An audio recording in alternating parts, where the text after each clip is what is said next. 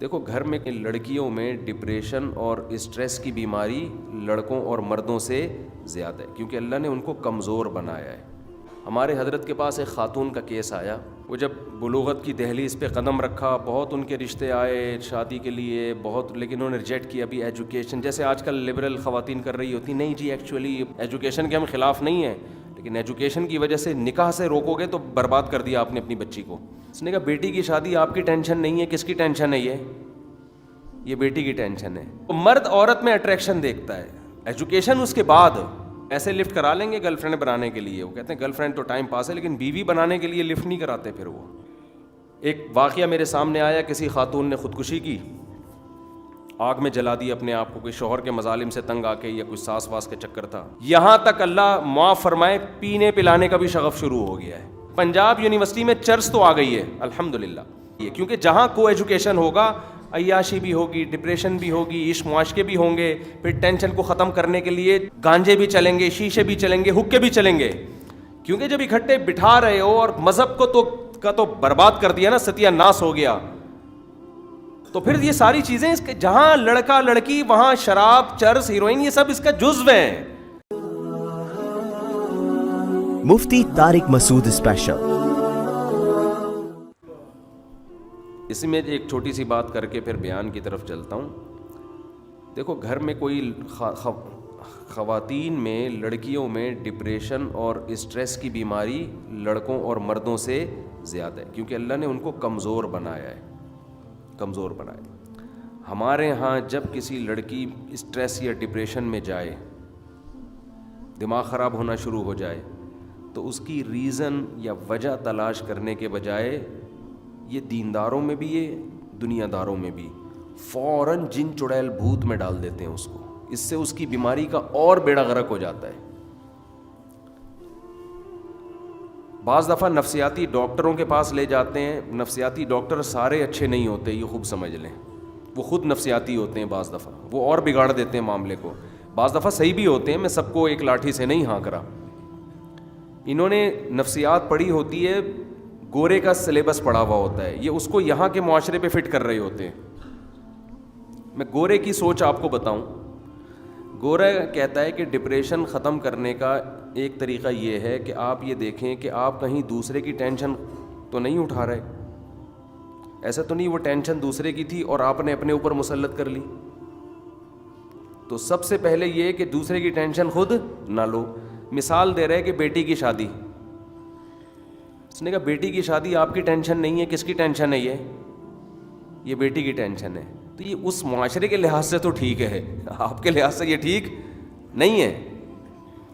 نہیں آ رہی میرا غلط بات سمجھ میں؟ تو ہمارے یہاں جو نفسیات پڑھے ہوئے لوگ ہیں، دیکھو علم کی ایک بات خوب سمجھ لو، ہمارے ہاں ڈگریاں دیکھی جا رہی ہیں کہ یہ کتنا پڑھا لکھا ہے، کھوپڑی نہیں دیکھی جا رہی کہ اس میں سینس کتنی ہے۔ ہم نے علماء سے سنا ہے کہ علم کی ایک بات آپ کو معلوم ہے، جتنا علم ہے نا اس سے 10 گنا عقل زیادہ ہوگی تو اس علم کا صحیح استعمال ہوگا۔ اگر آپ کے پاس نیری نالج ہے، اس نالج کی روح کو سمجھنے کے لیے کھوپڑی نہیں ہے، اس نالج کو آپ غلط یوز کرنا شروع کر دیں گے۔ دیکھو نالج تو ٹھیک ہی ہوتی ہے، کتابوں میں سچ صحیح ہی لکھا ہوا ہوتا ہے، جو لکھتے ہیں مصنفین اکثر کتابیں ٹھیک ہوتی ہیں، وہ جو نالج دی جا رہی ہے ٹھیک ہوتی ہے، لیکن ایک عربی شاعر کا شعر ہے وَكَم مِّن قَائِلٍ قَوْلًا صَحِيحًا وَآفَتُهُ مِنَ الْفَهْمِ السَّقِيمِ، کہ بہت دفعہ کہنے والا بات صحیح کرتا ہے، سننے والے کی کھوپڑی غلط سمجھ کے اس کا بیڑا غرق کر دیتی ہے۔ تو یہ ہر فیلڈ میں، یہ ڈاکٹروں میں بھی، مفتیوں میں بھی، عالموں میں بھی، واعظوں میں بھی۔ ہاں میں یہ عرض کر رہا تھا کہ ہاں نفسیاتی مسئلے کا بیان کر رہا تھا، تو جو سائیکالوجسٹ ہوتے ہیں ان کا بھی بعض دفعہ نا، کیونکہ ہمارے پاس ایسے بہت سے کیسز آ چکے ہیں، میں نہیں کہہ رہا سارے ایک جیسے ہوتے ہیں، بہت سے سمجھدار بھی ہوتے ہیں، لیکن بعض لوگوں نے علم حاصل کیا ہوتا ہے، مگر جو ان کا مینٹل لیول ہونا چاہیے نا سامنے والے کو جج کرنے کے لیے، وہ لیول ان کا ہوتا نہیں ہے۔ انہوں نے لکیر کے فقیر ہو کے جو علم وہاں سے آیا وہی تھوپنا شروع کر دیا سامنے والے کے اوپر۔ بہت سے تو خود سکون میں نہیں ہوتے، آپ کو کہاں سے سکون دیں گے وہ؟ بہت سے خود کس میں ہوتے ہیں؟ ٹینشن میں ہوتے ہیں, ڈپریشن میں. دیکھو ایک بات تو دماغ میں بٹھا لو, جو آدمی دنیا کو مسافر خانہ نہیں سمجھتا نا, کچھ بھی کر لو اس کے سکون کے 25 ٹیکے شعبہ لگاؤ, وہ سکون میں آ ہی نہیں سکتا. سکون میں وہی ہے جو کہے یہ دنیا کیا ہے, W11 کی سیٹ ہے, پائیدان ہے جس پہ لٹک کے سفر کر رہے ہیں, بھاڑ میں جائے, بحریہ ٹاؤن میں پلاٹ ملے ٹھیک ہے, نہیں ملے تو بھی ٹھیک ہے, بیگم اچھی ہے تو بھی ٹھیک ہے, نہیں ہے گزارا چلاؤ, بچے اچھے نکل آئے بہت اچھی بات, کرچھلی چلا رہے ہیں کوئی بات نہیں یار, مر کے ختم ہو گئے, یہ بچے بھی مریں گے ہم بھی مریں گے, سالے ٹھیک نکل آئے بہت اچھی بات, سالے ٹھیک نہیں نکلے تو کس کے سالے ٹھیک ہوتے ہیں بھائی؟ سالے کی تو ڈیفینیشن ہی ہے کہ جو ٹینشن دیتا رہے ہر وقت آپ کو بیٹھ کے. کیا خیال ہے؟ بیمار ہو گئے, صحت مل گئی اچھی بات شکر, بیمار ہو گئے تو ایک تو ٹینشن بیماری کی ہوتی ہے نا, وہ تو پین ہو رہا ہے نا, وہ تو تکلیف ہر آدمی کو ہوگی, ایک خامخواہ کی ٹینشن لے رہا ہوتا ہے. تو بھائی مر جائیں گے نا, بیمار ہو گئے تو کیا ہو گیا, تو مر جائے مرے گا, ویسے نہیں مرے گا تو ویسے مر جائے گا. ہمارے حضرت کو کسی نے کہا کہ ڈاکٹر نے مجھے کہا ہے کہ آپ کسی بھی وقت مر سکتے ہیں, وہ ہارٹ پیشنٹ تھے, تو میں بہت ٹینشن میں آیا ہوں, تو فرمایا وہ تو میں بھی کسی بھی ٹائم پہ مر سکتا ہوں, کوئی بھی کسی بھی ڈاکٹر جس نے مشورہ دیا وہ بھی کسی بھی ٹائم پہ مر سکتا ہے. اور کمال کی بات ہے کہ جن صاحب کو ڈاکٹر نے کہا تھا, شاید وہ میرا خیال ہے 20 سال ہو گئے اس واقعے کو, ابھی تک زندہ ہیں وہ. ہمارے حضرت کا انتقال ہو گیا جن سے مشورہ لے رہے تھے, سمجھ رہے ہیں, جن سے مشورہ لے رہے تھے ان کا انتقال ہو گیا. تو ایسے میں نے بہت سے لوگ دیکھے ہیں جو کسی کو تسلی دیتے ہوئے رو رہے ہوتے ہیں کہ نہ رو بیٹا, تیرے ابا ابھی نہیں مریں گے, انشاءاللہ اللہ ان کو صحت دے گا.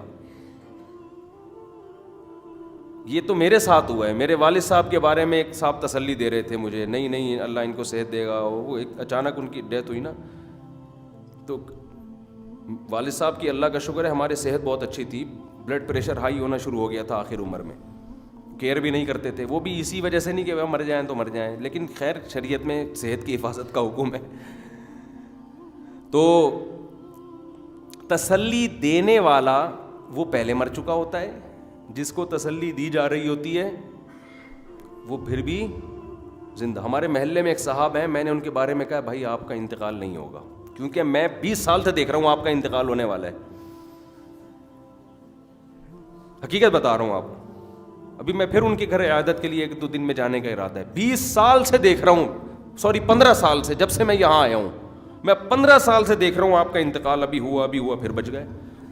اور جو ان کی عیادت کے لیے آنے والے تھے وہ سارے انا للہ ہو چکے ہیں. اللہ ہمیں بچا کے رکھے, ہم بھی عیادت کے لیے جا رہے ہیں. عجیب ہے, یہ اللہ کا قانون ہے. ڈاکٹر لکھ کے دے دیتے ہیں کینسر ہے اس کو 6 مہینے میں انا للہ ہو جائے گا, وہ زیادہ عرصے بعض دفعہ زندہ رہتا ہے. میری والدہ کو بریسٹ کینسر تھا 2002 میں, بہت بڑا آپریشن ہوا, اس کے بعد بھی ماشاءاللہ بہت طویل عرصے زندہ رہی ہیں. اور جو خواتین ان کی بیماری کو دیکھ کر رو رہی ہوتی تھیں وہ پہلے انا للہ ہو گیا ان کا. کسی بھی وقت کسی بھی آدمی کا کسی بھی ٹائم پہ انا للہ و انا الیہ راجعون ہو سکتا ہے. تو ٹینشن کس بات کی بھائی, ٹینشن کس بات کی؟ موت تو ایسی چیز ہے کسی بھی ٹائم پہ کسی کی آ سکتی ہے. تو جو آدمی دنیا کو مسافر, اب نفسیاتی ڈاکٹر اگر پیسے کمانے کے لیے ڈاکٹر بنائے وہ تو خود ڈپریشن کا مریض ہے. جس دن اس کے پاس پیشنٹ نہیں آئیں گے وہ کہیں گے یار کوئی ٹینشن میں ہی نہیں ہے, یہ تو خود اس کے لیے ایک ٹینشن بن جائے گی نا. جتنی معاشرے میں ٹینشن پھیلے گی نفسیاتی ڈاکٹر کے پیسے, نفسیاتی ڈاکٹر کی ٹینشن اتنی کم ہوگی. کیا خیال ہے؟ اگر وہ دنیا پرست ہے, اگر دنیا پرست نہیں ہے, انسانیت کی خدمت کے لیے بیٹھا ہوا ہے پھر نہیں. لیکن اگر وہ جو زیادہ تر تو ہمارے ہاں دنیا کو مسافر خانہ نہیں سمجھا جاتا نا. آخرت کے لیے کون بیٹھا ہوا ہے؟ پیسے نوٹ چھاپنے کے لیے لوگ بیٹھے ہوتے ہیں. دیکھو جس کے دل میں جنت جہنم نہیں ہے وہ تو نوٹ ہی تو چھاپے گا, اور کیا کرے گا وہ. ٹھیک ہے اس میں 2 قسم ہے, ایک کہتے ہیں نوٹ تو چھاپو لیکن ایمانداری کے ساتھ, سامنے والے کا بھی خیال کرو, نوٹ لو اس سے مگر اس کو اس کا معاوضہ بھی دو. اور کچھ کہتے ہیں یار نوٹ پہلے معاوضہ گیا ایک طرف. تو دونوں قسم کے نفسیاتی ڈاکٹر مارکیٹ میں چل رہے ہیں. تو وہ کیسے ڈپریشن دور کریں گے بھائی ان کے؟ تو اگر آپ نہیں گئے تو وہ ٹینشن میں آ جاتے ہیں, یار صبح سے بیٹھ کے مکھیاں مار رہا ہوں, آج کوئی ساس ایسی ہے ہی نہیں جو ظلم کرے بہو پر, تو لہذا جب ظلم نہیں ہو رہا تو بہو بھی نہیں آ رہی ہمارے پاس علاج کرانے کے لیے. تو جو آدمی میرے بھائی دنیا کو مسافر خانہ نہیں سمجھتا نا, اور آخرت صرف مسافر خانہ سمجھنا کافی نہیں ہے, آخرت کا تصور بھی کہ یہاں جو قربانی دیں گے اس کا صلہ آخرت میں ملے گا. نبی صلی اللہ علیہ وسلم کی صحیح حدیث ہے, حتی الشوکۃ یشاکھا, ایک کانٹا بھی چبھتا ہے نا ایمان والے کے, اس کے بدلے میں بھی ایک گناہ معاف ہوتا ہے اس کا, اور ایک نیکی لکھی جاتی ہے. ہمارے ہاں تو ٹینشنوں پہ اللہ نواز رہے ہیں. اللہ کہتے ہیں صبر کرو, ایک کانٹا بھی ضائع نہیں کروں گا, ایک کانٹے پہ بھی گناہ معاف ہوگا تمہارا, اس پہ بھی آخرت میں اجر ملے گا. یہی سوچ کے مسلمان کو صبر آتا ہے کہ بھائی یہ پریشانیاں کس کی طرف سے ہیں, یہ اتفاقی حادثات نہیں ہیں. اتفاق سے کچھ بھی نہیں ہوتا اس دنیا میں, جو ہوتا ہے اللہ کے حکم سے ہوتا ہے. یوسف علیہ السلام کے بھائیوں کو اتفاق سے حسد ہوا, شیطان نے ورغلایا, کنویں میں ڈالا, پھر کنویں سے بازاروں میں فروخت ہوئے. یہ سارے کام اگر یوسف علیہ السلام یہ سمجھ رہے ہوتے نا اتفاق سے ہو رہے ہیں, تو پھر یوسف علیہ السلام کو صبر نہیں آتا. وہ کہہ رہے تھے میرے اللہ کی میرے ساتھ یہی مرضی ہے, بس میں اسی پہ خوش ہوں. اور خواب اللہ نے پہلے دکھا دیا تھا. خواب کیا آ رہا ہے کہ 11 ستارے سجدہ کر رہے ہیں, حالات خواب کتنے اچھے اچھے آ رہے ہیں, اور حالات کیا ہو رہے ہیں, کنویں میں جا رہے ہیں, مصر کے بازاروں میں فروخت ہو رہے ہیں, جھوٹی تہمتیں لگ رہی ہیں, اس میں بری ہو کے بھی جیل میں جا رہے ہیں. پھر جیل سے نکلنے کا انتظام ہوا تو بادشاہ کو جو بتانے والا تھا کہ جیل سے نکالو وہ بھول گیا, مزید جیل میں پڑے رہے ہیں. تو اگر ہم اور آپ میں سے کوئی ہوتے, ہم کہتے یار پتہ نہیں, یا تو مذہبی ہوتے تو کہتے کسی نے کچھ کیا ہوا ہے ہمارے اوپر. اگر مذہب کو نہیں مانتے تو ہم کہتے یار یہ اتفاق سے بندر سے جب ہم یہ بن سکتے ہیں تو یہ بننے کے بعد اتفاق سے کنویں میں بھی جا سکتے ہیں, کنویں سے نکل بھی سکتے ہیں. اتفاق تو ہوتے ہیں لوگوں کے ساتھ, بازاروں میں فروخت بھی ہو سکتے ہیں, جھوٹی تہمتیں بھی لگتی ہیں, اس سے بری بھی ہوتے ہیں, اور پھر بھی جیل بھی چلے جاتے ہیں. پھر جیل سے جب نکلنے کا انتظام ہو تو جس کم وقت کو بتایا تھا نکلوا دے, وہ بھول بھی سکتا ہے. سب چیزیں اتفاق سے ہو کہ ڈپریشن میں جا کے آدمی اپنے سر کو دیواروں سے مارے گا, پھر یار یہ کیا ہو رہا ہے, یہ نکل کیوں نہیں رہا میں. ادھر یوسف علیہ السلام جیل میں بھی اطمینان کے ساتھ, میرے رب کی مرضی میرے ساتھ یہی ہے. اگر یوسف علیہ السلام نقل کفر نباشت زلیخا کی دعوت قبول کر لیتے, خواہش بھی پوری ہوتی, ناجائز پیغمبروں میں نہیں ہوتی لیکن اٹریکشن تو ہوتی ہے نا ان میں بھی, ہاں اللہ ان کو گناہ سے روک دیتا ہے, ان کی حفاظت ہو جاتی ہے, تو خواہش بھی پوری ہو جاتی, جیل میں بھی نہ جاتے, اور دنیاوی لحاظ سے عیش و عشرت والی زندگی مل جاتی ان کو. لیکن وہ کیا کہہ رہے ہیں, مجھے رب السجن احب الی مما یدعوننی الی, اے اللہ جیل کی زندگی مجھے اس زنا سے زیادہ محبوب ہے جس کی طرف یہ مجھے بلا, میں جیل جانا پسند کر لوں گا. کیوں؟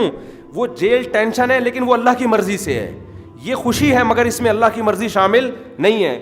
وہ خوشی جو اللہ کی رضا کے بغیر ہو وہ عذاب ہے, وہ ٹینشن جس پہ خدا راضی ہو وہ آخر میں والعاقبۃ للمتقین, انجام اچھا نیک لوگوں کا ہی ہوگا, انجام کے لحاظ سے وہ اچھا ہے. سمجھ میں نہیں آ رہی میرا خیال ہے بات. تو مسلمان تو بھائی, اور کمال کی بات یہ ہے کہ مسلمان کے پاس ایک اور بہترین آپشن ہے. اگر آپ کی اپنی حماقتوں سے کوئی پریشانی آئی ہے نا, تو علماء کہتے ہیں یہ پریشانی میں آپ کو ثواب بولو نہیں ملتا, کیونکہ یہ اللہ کی طرف سے نہیں, یہ آپ کی اپنی حماقت. شوگر کا مریض 2 لڈو کھا گیا, سو پتہ ہے کہ میرے شوگر بڑھے گی, پھر لیٹا ہوا ہے, تو اس کا خطرہ ہے کہ آپ کے گناہ معاف نہیں ہوں گے کیونکہ آپ نے تو ناجائز کام کیا. لیکن ایک بہترین آپشن یہ ہے کہ بھائی توبہ کر لو, تو پھر یہ بیماری کیا بن جائے گی, رحمت. آپ کو شوگر تھی, آپ نے 2 لڈو کھائے, آپ کو منع کر رہے تھے نہیں کھاؤ, یہ رسگلے آپ کے لیے نہیں ہیں. آج کل تو جس کو شوگر نہیں ہے وہ لڈو کھا کے لیٹ جاتا ہے, صحتوں کا حال یہ ہو گیا ہے. لیکن آپ نے غلطی کی اور لڈو کھا کے آپ لمبے ہو گئے. اب آپ کو خیال آ رہا ہے یار اس شوگر پہ تو مجھے, اس ٹینشن پہ تو مجھے ثواب نہیں ملے گا کیونکہ یہ تو میری اپنی ہاتھوں کی پیدا کردہ ہے. توبہ کر لو, اے اللہ میں نے جو یہ 2 لڈو کھائے تھے, مجھے دیکھو توبہ صرف گناہوں سے نہیں ہوتی, لڈوؤں اور رسگلوں پہ بھی ہوتی ہے, خوب سمجھ لو, کیونکہ وہ بھی ناجائز کھانا گناہ ہی ہے. آپ کہہ رہے ہوں گے یار توبہ کروانی ہے تو مفتی صاحب کچھ کسی اور گناہ سے کروا لو, لڈو سے کیوں؟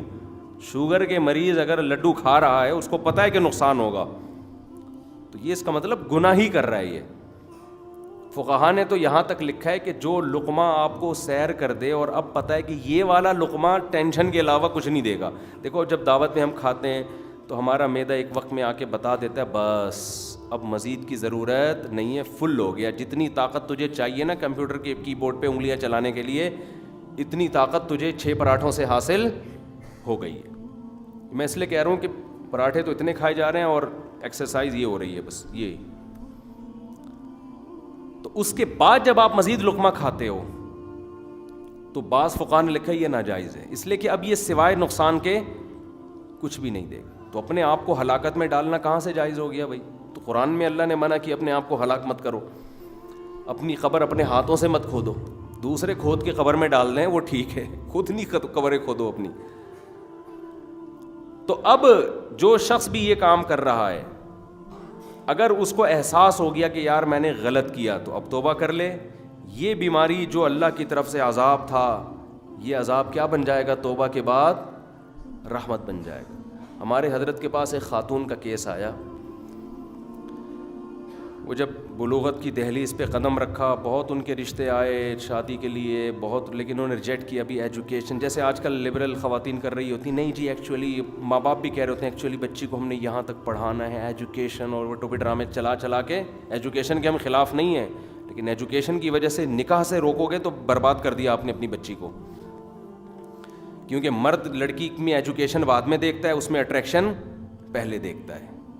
بعض لوگوں کو آدمیوں میں اٹریکشن ہوتی ہے, وہ لوگ ہیں جن کی فطرت اللہ نے مس کر دی, دنیا میں اللہ کا ان پر عذاب ہوتا ہے, ورنہ مرد کو کبھی کسی مرد کی طرف رغبت نہیں ہوتی. جانوروں میں ایسا نہیں ہوتا, یہ تو گدھا بھی یہ کام نہیں کرتا جو آج کل ہومو سیکشولیٹی کے نام پر دنیا میں فحاشی کو پھیلایا جا رہا ہے. تو مرد عورت میں اٹریکشن دیکھتا ہے, ایجوکیشن اس کے بعد. لیکن اب کیا ہوتا جو آج کل لڑکیوں میں ہو رہا ہے کہ نہیں جی پڑھنا ہے, ماسٹر کرنا ہے, پھر پی ایچ ڈی کرنا ہے, پھر اسٹیبل ہونے کے بعد کہیں دیکھیں گے. اب جب ایک عمر ڈھلکنا شروع ہو جاتی ہے اس کے بعد ان کو خیال آتا ہے تو پھر لڑکے لفٹ کرانا چھوڑ دیتے ہیں. ویسے لفٹ کرا لیں گے گرل فرینڈ بنانے کے لیے, وہ کہتے ہیں گرل فرینڈ تو ٹائم پاس ہے, لیکن بیوی بنانے کے لیے لفٹ نہیں کراتے. پھر وہ کہتے ہیں بھائی یہ بہت ٹینشن والا کام ہے, سلیکٹڈ ہونی چاہیے. اور جس معاشرے میں ایک شادی کا رواج ہو وہاں تو ویسے ہی ان کا معیار بہت ہی اونچا ہوتا ہے. 2-4 کا رواج ہو آدمی کہ چلے یار ایک 40 سال والی ہے, ایک 45 والی, ایک 20 والی, ایک 25 والی, چلو مارکیٹ میں. یہ بھی فائدہ ہوتا ہے نا بھائی. 40 سال والی ذرا یہ ہوتا ہے کہ سگڑ ہوتی ہے, ٹھیک ہے بھائی وہ کم جوان ہے لیکن میچور ہے. نبی صلی اللہ علیہ وسلم کو قرآن نے کیا کہا؟ عسیٰ ربہ ان طلقکن ان یبدلہ ازواجا خیرا منہن مسلمات مؤمنات قانتات تائبات عابدات سائحات سیبات و ابکارا. امہات المومنین کو نبی نے کہا نا کہ آؤ میں تو اسی غربت میں رہوں گا, تو غربت میں گزارا کرنا ہے تو ٹھیک ہے, نہیں تو جاؤ. تو اللہ نے کہا کہ تم اگر نبی سے طلاق لے لو گی تو اللہ اپنے نبی کی دوبارہ شادیاں کرائے گا, اور اس میں کنواری بھی ہوں گی, بیوہ طلاق یافتہ بھی ہوں گی. تو اب علماء نے یہاں لکھا ہے کہ اللہ نبی کی بیوہ اور طلاق یافتاؤں سے بھی شادی کرائے گا. یہ بھی نبی کے لیے نعمت ہے. کیوں؟ کنواری میں کچھ فائدے ہوتے ہیں جو بیوہ میں نہیں ہوتے, لیکن بیوہ میں کچھ ایسے فائدے ہوتے ہیں جو کنواری طلاق یافتہ میں نہیں ہوتے. میچور ہوتی ہے, اس کا مینٹل لیول آپ کے جتنا ہوگا. تو جس معاشرے میں زیادہ نکاحوں کا رواج ہو نا وہاں مرد کہتا ہے یار میں کسی میچور خاتون سے شادی کروں گا, کسی پڑھی لکھی سے کروں گا, کسی ایک معمر خاتون سے کروں گا. جیسے نبی نے حضرت خدیجہ سے بھی کی, ان کی عمر 40 سال, اور حضرت سودا سے بھی کی, ان کی عمر بھی زیادہ, اور امی عائشہ سے بھی کی, ان کی عمر بہت کم. تو جس معاشرے میں ایک ہو نا وہاں پھر مرد کمپرومائز نہیں کرتا. وہ ساری فائدے اس کو ایک بیوی سے چاہیے, وہ خوبصورت بھی ہو, وہ میچور بھی ہو. اب آپ لے آئے 9 عمر, وہ باتیں بچکانا والی کر رہے, آدمی کہہ رہے یار اس کو دیکھو. ایک خاتون نے مجھے کہا میرا میاں جب بھی گھر آتا ہے میں کہتی ہوں میرے ساتھ بیٹھ کے بات کرو, تو وہ بات نہیں کرتے. میں نے کہا کیوں نہیں کرتے؟ کہتے ہیں وہ کہتے ہیں تم جب بھی بات کرتے نہیں الٹی کر رہی ہوتی, کبھی آج تک تم نے ڈھنگ کی بات زبان سے نکالی نہیں ہے. اب جب اتنی کم عمر لے آئے تو وہ سمجھداری, وہ کیا, وہ شام کے حالات پوچھے گی آپ سے, شام میں کیا ہو رہا ہے, فلسطین میں کیا ہو رہا ہے, کیا خیال ہے, نئی حکومت کس کی آ رہی ہے, ترکی میں 2023 میں معاہدہ کا, وہ اس کو ان چیزوں میں دلچسپی نہیں ہے. وہ بچی ہے بھائی, اس کی سوچ وہی والی ہے, تو اب آپ کو وہ نہ وہ مہمانوں کی خدمت کرے گی آپ کی, نہ آپ کی اماں کی, اس کی تو اپنے کھیلنے کودنے کی عمر ہے. آپ اس سے یہ امیدیں لگا کے بیٹھے ہوں کہ دیوروں کے کپڑے بھی دھوئے, وہ استری بھی کرے اور یہ بھی کرے اور وہ بھی کرے. ایسا نہیں ہوتا بھائی, ایسا کرو گے تو کوئی بھی نہیں آئے گا. وہ جتنے مینٹل لیول ہے اس حساب سے یہی ہے بس. اگر آپ کو چاہیے کہ آپ اپنی بیگم کے ساتھ حالات حاضرہ پہ ڈسکشن کرو, بزنس کے تجربے لو آپ اس سے, بیگم میں ایک نیا بزنس شروع کرنا چاہتا ہوں, تو پھر آپ کو کم از کم ماسٹر بھی کی ہوئی ہو, اور پھر مینٹل لیول میں بھی ماسٹر ہو, وہ میچور بھی ہو, عمر بھی زیادہ ہو. جیسے ہمارے نبی پر جب پہلی دفعہ فرشتہ آیا, آپ پریشان ہوئے, حضرت خدیجہ سے جا کے آپ نے مشورہ لیا کہ کیا کرنا چاہیے مجھے. وہ میچور تھیں, وہ قوم کی سرداروں میں سے تھیں, وہ ان کی ایج تھی, انہوں نے دنیا دیکھی تھی. انہوں نے سب سے پہلے کہا کہ میں اپنے, کیا نام تھا ان کا, ورقہ ابن نوفل, ان کے پاس آپ کو لے کے جاؤں گی. تورات کے بڑے عالم ہیں, وہ تورات میں دیکھ کے بتائیں گے کہ یہ کیا ہے, یعنی وہ عالم ہے نا, عالم بتا سکتا ہے. اسی وجہ سے نبی کو حضرت خدیجہ کے دنیا سے جانے کا جتنا افسوس ہوا, اتنا افسوس کسی اور کے جانے کا نہیں ہوا, کیونکہ ہر غم میں حضرت خدیجہ نے آپ کا ساتھ دیا ہے, ہر غم میں, مالی لحاظ سے بھی سپورٹ کیا, سب سے پہلے ایمان بھی لے کر آئیں اور تسلی دی آپ کو. تو یہ جو ایک بار بار میں ٹاپک چھیڑتا ہوں نا, خود ہی چھیڑ رہا ہوتا ہے آج کل, یہ آٹومیٹک ہو گیا ہوں میں اس پہ, ٹھیک ہے نا, آٹومیٹک موڈ پہ آ گیا ہوں میں, گھوم پھر کر وہ خود بخود آ جاتا ہے, آپ کو دیکھ کے آ جاتا ہے بس. یہ تو یہ اسی وجہ سے ہے کہ جب ایک ہے تو پھر رشتوں میں مشکلات تو ہوں گی بھائی, پھر تو ہر آدمی کا معیار بہت اونچا ہوگا. تو اس کا نتیجہ, تو وہ ہمارے حضرت کو کسی نے کہا کہ بھائی میری بیٹی تھی, ہم نے شادی نہیں کی, وہ ایجوکیشن پڑھا پڑھو کہ اب اتنی عمر ہو گئی ہے, اب رشتے ہی نہیں آ رہے, اب ہم ٹینشن میں, ڈپریشن میں, اسٹریس میں. تو حضرت نے فرمایا یہ جو آپ کو سزا ملی ہے نا, یہ آپ کی اپنی حماقت ہے, یہ اللہ کی طرف سے نہیں ہے. اور وہ تو اس سے تو انسان اور ڈپریشن میں جاتا ہے کہ یار اس ٹینشن میں ثواب بھی نہیں مل رہا ہے. تو فرمایا اب توبہ کر لو, تو اب اس ٹینشن میں اللہ شوہر دے نہ دے, ثواب بہرحال دے گا, ٹھیک ہے نا. توبہ کر لو, باپ بھی توبہ کرے, لڑکی بھی توبہ کرے, بھائی ہم سے غلطی ہوئی ہے, توبہ استغفار کرو. اب کیا ہوگا, اب یہی آزمائش گناہوں کے معافی کا ذریعہ بن جائے. آپ کہہ سکتے ہیں اس توبہ کرنے سے رشتے آنے شروع ہو جائیں گے. خوب سمجھ لو, دنیا کے اصول, اللہ کا قانون یہ ہے, آخرت کے اصول کچھ اور ہیں, دنیا کے اصول کچھ اور ہیں. دنیا کا اصول یہ ہے کہ جو کامیابی کے اسباب اختیار کرے گا, دنیا میں کامیابی اس کو ملے گی. آخرت کے اصول یہ ہیں کہ جو آخرت کی کامیابی کے اسباب اختیار کرے گا, آخرت میں اس کو ملے گی. آخرت کی کامیابی کا سبب ہے گناہوں سے توبہ, وہ آپ نے کر لی, آخرت میں کامیابی ہو جائے گی. دنیا میں کامیابی کا سبب صرف توبہ نہیں ہے, دنیا میں کامیابی کا سبب یہ ہے کہ جب آپ کی بچی کے رشتے آ رہے تھے اس وقت ہاں کرنی چاہیے تھی, دیر کر دی, اب اللہ کی مشیت پر ہے, ہو بھی سکتا ہے اور نہیں بھی ہو سکتا, زیادہ تر کا تو نہیں ہوتا. سمجھ میں نہیں آ رہی بات؟ تو حضرت نے فرمایا اب آرام سے بیٹھ جائیں, کوئی اللہ کرا دے اچھا تو ٹھیک ہے, نہیں تو صبر کریں, اسی میں امید رکھیں اللہ خیر کا انتظام کر دے گا. بس اس کی ایک اور مثال دیتا ہوں میں, جس سے بات اور سمجھ میں آئے گی. ایک خاتون میرے پاس آئیں کہ میں نے اپنی بچی کو ایک انگلش میڈیم اسکول میں پڑھایا, جس کا مذہب سے دور دور کا کوئی تعلق نہیں. بچی, ماں باپ چاہتے ہیں ہمارا بچہ ماڈرن بنے, ایسے اسلامک اسکولوں میں جائے گا تو مولوی ٹائپ کا بن جائے گا, دعائیں سیکھ کے آئے گا. نہیں یہ ہم تھوڑا سا بالکل انگریز جیسا بنانا چاہتے ہیں اپنے بچے کو. تو خاتون رو رہی تھی بیچاری, وہ کسی کو نہیں پتہ چلے گا کہ میں کس کی بات کر رہا ہوں, بات بھی پرانی ہو گئی ہے. مجھے کہنے لگی کہ میری بیٹی کو ایجوکیشن میں پڑھتی تھی, لڑکوں سے دوستیاں ہوئیں, موبائل اینڈ فون, اور اتنی بگڑ گئی ہے کہ اب میں نے توبہ کر لی ہے اپنی بچی کو, میں دوسری بچی کو ایسے اسکول میں نہیں ڈالوں گی. یہاں تک اللہ معاف فرمائے پینے پلانے کا بھی شغف شروع ہو گیا ہے. نہیں ہوتا عام طور پہ, ہمارے معاشرہ اتنا برا نہیں ہے, لیکن جا اسی طرف رہا ہے. آج نہیں ہو رہا تو اگلی نسل میں شروع ہو جائے گا, تو زیادہ ٹینشن نہ لیں اس کی آپ. آج نہیں ہو رہا نا, اگلی نسل میں ہو جائے گا پینا پلانا بھی. پنجاب یونیورسٹی میں چرس تو آ گئی ہے الحمدللہ. بعض دفعہ الحمدللہ تھوڑا سا طنز کے لیے بھی ہوتا ہے کہ جو ہماری گورنمنٹ چاہتی تھی وہ گورنمنٹ کے حساب سے الحمدللہ پنجاب یونیورسٹی میں چرس آ گئی ہے. کیونکہ جہاں کو ایجوکیشن ہوگا, عیاشی بھی ہوگی, ڈپریشن بھی ہوگی, عشق معاشقے بھی ہوں گے. پھر ٹینشن کو ختم کرنے کے لیے پتہ نہیں جھانگا ہوتا ہے, کیا ہوتا ہے, گانجے بھی چلیں گے, شیشے بھی چلیں گے, حکے بھی چلیں گے, کیونکہ جب اکٹھے بٹھا رہے ہو اور مذہب کو تو برباد کر دیا نا, ستیہ ناس ہو گیا, تو پھر یہ ساری چیزیں جہاں لڑکا لڑکی وہاں شراب, چرس, ہیروئن, یہ سب اس کا جزو ہیں. سمجھتے ہو کبھی شادی شدہ کو نہیں دیکھا ہوگا آپ نے, شادی کے بعد چرس پینا شروع کر دی اس نے, حالانکہ ٹینشن ہوتی ہے, لیکن حلال ہے نا, حلال میں چرس کی طرف توجہ نہیں جاتی. حرام میں گرل فرینڈ حرام ہے, اس میں شراب بھی ہو سکتی ہے, چرس ہیروئن بھی ہو سکتی ہے.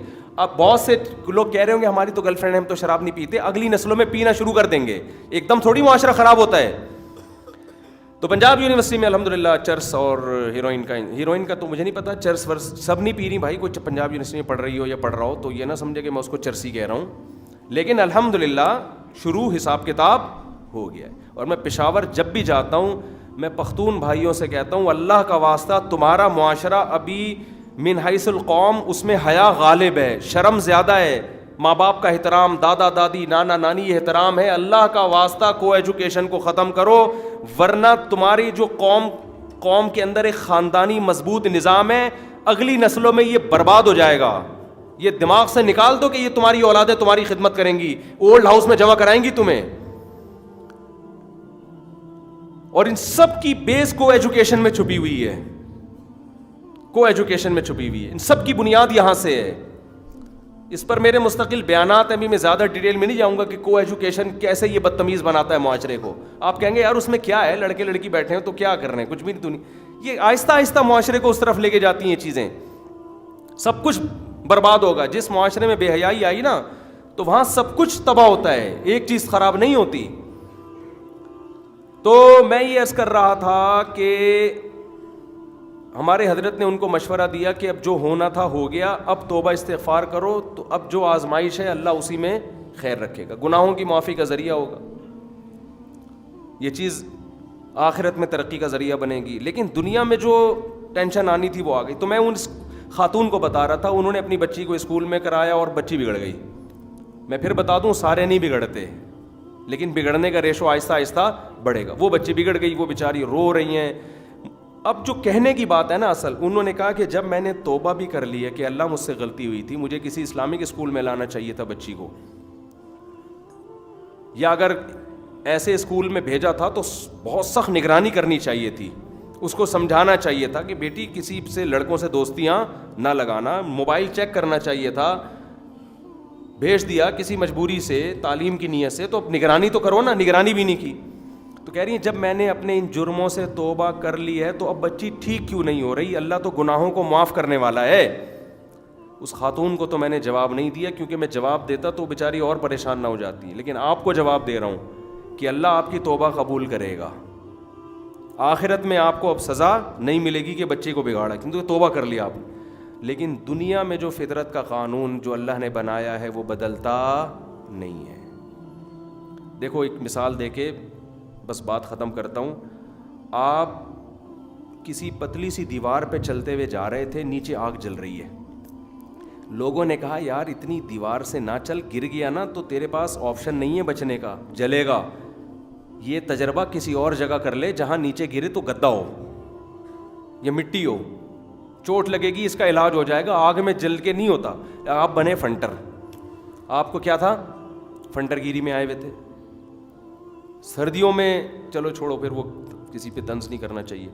تو آپ نے اس پتلی دیوار پہ چلنا شروع کیا فنٹر گیری میں کہ مجھے آتا ہے, پاؤں سلپ ہوا اور آگ میں گر گئے آپ.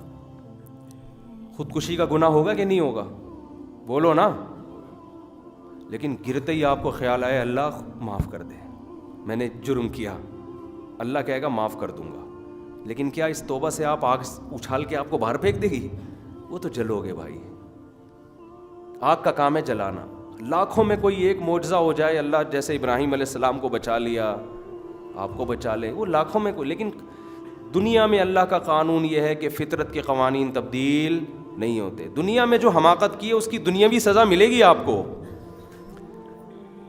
ایک واقعہ میرے سامنے آیا, کسی خاتون نے خودکشی کی, آگ میں جلا دی اپنے آپ کو, کوئی شوہر کے مظالم سے تنگ آ کے یا کوئی ساس واس کے چکر تھا. خودکشی کے نتیجے میں وہ مرنے سے بچ گئی, لیکن ہاسپٹل میں اتنی بیمار ہو گئی کہ ڈاکٹر نے کہہ دیا ان کے بچنے کی امید نہیں ہے. اس خودکشی کرنے والی کو خیال آیا کہ میں نے غلط کیا ہے. اس نے اللہ سے گڑ گڑا کے توبہ کی, اپنے آپ کو جلا دیا تھا. توبہ کی, اللہ میں معافی مانگتی ہوں, میں نے یہ مسئلہ پرسوں کسی نے مجھ سے پوچھا, کوئی واقعہ ہوا ہے کہ میں نے اللہ جرم کیا, مجھے معاف کر دے. واقعی ندامت ہو گئی اور اس کے بعد اگلے دن اس کی ڈیتھ ہو گئی. قانون یہی ہے کہ جب توبہ کر لی تو اللہ نے کیا کر دیا, اب خودکشی کا جرم نہیں ہوگا. اور یہ کتنی خوش قسمت ہے کہ اس کو موت سے پہلے توبہ کا موقع مل گیا, اللہ معاف کر دے گا. لیکن جو آگ سے جلائے ہیں, اس سے جو باڈی ڈیمیج ہوئی ہے وہ ریکور نہیں ہوگی, موت کے منہ میں بالآخر چلی گئی. ہاں یہ کہ گناہوں سے پاک ہو کر گئی ہے. علماء کہتے ہیں خودکشی اس لیے بھی بہت بڑا گناہ ہے کہ یہ ایسا جرم ہے جس کے بعد توبہ کا آپشن ہی ختم ہو گیا. جو بھی جرم کرتا ہے نا انسان, تو توبہ کے لیے مہلت ملتی ہے. خودکشی تو جرم ہی مارنا اپنے آپ کو ہے, تو توبہ کا کے دروازے ہی بند ہو جاتے ہیں اس کے لیے. اس لیے خودکشی زیادہ بڑا جرم ہے باقی گناہوں کی نسبت. ہر ایک ایسا تھوڑی خوش قسمت ہوتا ہے کہ اس کو مہلت مل جائے, بچ جائے اور توبہ کا ٹائم مل جائے. تو اس سے اب جلدی سے بات کو بس سمیٹتا ہوں. تو اس سے خوب یاد رکھو کہ یہ جو گھروں میں لڑکیوں کے مسائل ہوتے ہیں, یہ دو طرح کی لڑکیاں, یا تو میرڈ ہوں گی یا ان میرڈ ہوں گی. میرڈ لڑکی اگر ڈپریشن میں جا رہی ہے تو بسا اوقات اس کا سبب ماں بھی ہوتی ہے. معذرت کے ساتھ, ماں کے حق تلفی میرا مراد نہیں ہے, لیکن ہوتی ہے بعض دفعہ. بعض مائیں بہت بد اخلاق ہوتی ہیں, بات بات پہ بیٹیوں کو ٹارچر کرنا, تانے دینا. میں خدا نخواستہ بیٹیوں کو ماؤں کے خلاف نہیں ورغلا رہا, مجھے ڈر بھی لگتا ہے ایسی بات کہتے ہوئے, لیکن ہمارے سامنے بہت سے ایسے کیسز آئے ہیں کہ جب ہم اس کی ہسٹری میں گئے, گہرائی میں گئے ہیں, تو پتہ چلا اس بچی کو بیمار بنانے والی اس کی اپنی اماں ہے. 99% مائیں ایسی نہیں ہوتی, لیکن 1% ایسی ہو سکتی ہیں. ماں کا بہت بڑا حق ہے, لیکن ماں کو شریعت نے یہ اجازت نہیں دی ہے کہ سختی کر کر کے بچیوں کو نفسیاتی مریض بنا دے. بہت سے کیسز ایسے ہیں کہ ماں بنا دیتی ہے. بعض کیسز میں بیٹے کو باپ ڈپریشن کا مریض بنا دیتا ہے. بعض کیسز, اکثر ایسا نہیں ہوتا, ماں باپ سے بڑا تو کوئی رشتہ ہے ہی نہیں. تو کہیں ایسا نہ ہو لوگ اپنے ابا اور اماں سے بدگمان ہونا شروع ہو جائے, یہ بھی ڈر لگتا ہے. سائڈ افیکٹ بھی ہوتے ہیں نا, ہر صحیح بات کے کچھ سائڈ افیکٹ بھی ہوتے ہیں. لیکن بعض دفعہ ایسا ہوتا ہے تو آپ کی ذمہ داری یہ ہوتی ہے کہ آپ اس کی گہرائی میں جا کے دیکھیں اس کے ساتھ ہو کیا رہا ہے گھر کے اندر. بعض دفعہ پتہ, اور شادی کے بعد بعض دفعہ ساس کا سلوک یا شوہر کا سلوک ایسا ہوتا ہے, یا نندوں کا جٹھانیوں کا ایسا ہوتا ہے جس کی وجہ سے عورت نفسیاتی مریضہ بن جاتی ہے. بجائے اس کے کہ یار ان کو الگ کیا جائے, ساس سے الگ کر دو, جٹھانیوں دیورانیوں سے الگ کر کے الگ گھر میں لے کے دو. لوگ کیا کرتے ہیں, خام خواہ کا اس کو بقراتیاں افلاطونیاں دکھا کے پھر جن چڑیل بھوت اور روحانی اور یہ سب کرا کے اس لڑکی کا اور زیادہ بیڑا غرق کر دیتے. اور ایسا بھی بعض دفعہ ممکن ہے کہ بہو ساس کو نفسیاتی مریضہ بنا دے, پاسبل یہ بھی ہے. جو ہلکا ہوگا نا, جو بھاری ہوگا وہ کیا آ جاتا ہے, مکھنچو ہوتا ہے, اس کو پتہ ہی نہیں ہوتا کہ گھما کون رہا ہے اور سیدھی سیدھی بات کون کر رہا ہے. وہ بھی جذبات سے متاثر ہوتا ہے, اس کو پتہ ہی نہیں چل رہا ہوتا یار میری بیگم صحیح کہہ رہی, میری اماں صحیح کہہ رہی, میری بہنیں صحیح کہہ رہی ہیں. ابے بھائی چھوڑ دو اس بحث کو, تم فلسطین اور اسرائیل میں کون صحیح کہہ رہا ہے کون کیا کر رہا ہے, ان کی لڑائی ہے. اس میں تو سلو کرانے کی کوشش کرو, کوئی مسئلہ حل کرنے کی کوشش کرو. نہیں ہوتا, الگ الگ باؤنڈری. یہ تمہارا انڈیا پاکستان کا مسئلہ حل ہوگا بھائی, باؤنڈری کھینچو یار. یہ تمہاری ادھر سے کوئی فوجی ادھر آیا نا, خیر نہیں ہے. ادھر کا فوجی کوئی سلپ ہو گئی بھی وہاں چلا گیا, خیر نہیں ہے. وہاں سے کوئی پھسل کے بھی آیا, ہم چائے ایک دفعہ پلا کے ہم نے بھیجا ہے, ہمیشہ دودھ پتی نہیں ملے گی. یہ نہیں کہ اب جو بھی آ رہا ہے ہم دودھ پتی, ہمارے پاس بھینس کا دودھ مہنگا ہو جائے گا بھائی, اتنی دودھ پتی کہاں سے لائیں گے ہم. تو اب یہ تھوڑی اجازت دی جا سکتی ہے کہ پھر آپ جہاز لے کر آئیں, پھر ہم نہلا دھلا کے چائے پلا کے نسوار کھلا کے تمباکو کھلا کے چل بھائی. ایسا نہیں ہوتا. ہمارے یہاں پان مہنگا ہو جائے گا, دیواروں پہ ہمارا کلر ہی پان کی پیکوں سے ہوتا ہے. ہمارے نوٹوں کی اور کرنسی کے جو قومی نشان ہے وہ پان کی پیکوں کی تھوکیں ہیں, چھاپ رہے ہوتے ہیں پان کی وہ لگا کے. ہمارے یہاں پان مہنگا ہوگا, ہمارے یہاں چائے مہنگی ہو جائے گی, ہم اتنی چائے افورڈ نہیں کر سکتے. تو اب پھڈا یہ نہیں ختم ہوگا, پھڈا ایسے ختم ہوگا بھائی لکیر ہے. اب یہاں سے کسی کو ادھر سے ادھر جانے کی اجازت نہیں ہے. تو ساس بہو میں, نندو جٹھانیوں میں جھگڑے ہو رہے ہیں, لکیر کھینچو. کیا کرو, لکیر کھینچو, باؤنڈری بناؤ. آپ کا کچن یہ, آپ کا واش روم یہ, آپ کا کمرہ یہ, ساس کا یہ والا, ٹھیک ہے نا, یہ الگ پورشن, ان کا الگ پورشن. اس طرح سے تو حل ہو سکتا ہے, چین چڑیل بھوت سے حل بولو نہیں ہو سکتا. یہ تمہیں یہ اپنے گھر کے مسئلے حل نہیں, جن تمہارا جو چڑیل اور بھوت اتار رہا ہے نا, اس کو بول تو بتا, تو اپنے گھر کے حالات بتا. وہ کہے گا میں نے اپنی بیوی کا جن اتارنے کے لیے کسی اور بزرگ کے پاس بھیجا ہوا ہے اس کو اس کے اپنے حل نہیں ہو رہے مسئلے. تو illogical کام آج مسلمانوں کا شیوا بن چکا ہے. بہت افسوس کے ساتھ کہنا پڑتا ہے. بیان کہاں سے شروع ہوا تھا, کدھر چلا گیا, لیکن جو گیا بہرحال اللہ اسی میں خیر ڈال دے. مقصد تو ہوتا ہے کہ انسان کا بچے, ہم سب انسان کے بچے بن جائیں, الٹی باتیں کرنا ہم لوگ چھوڑ دیں. اللہ تعالیٰ سمجھنے کی, عمل کی توفیق عطا فرمائے.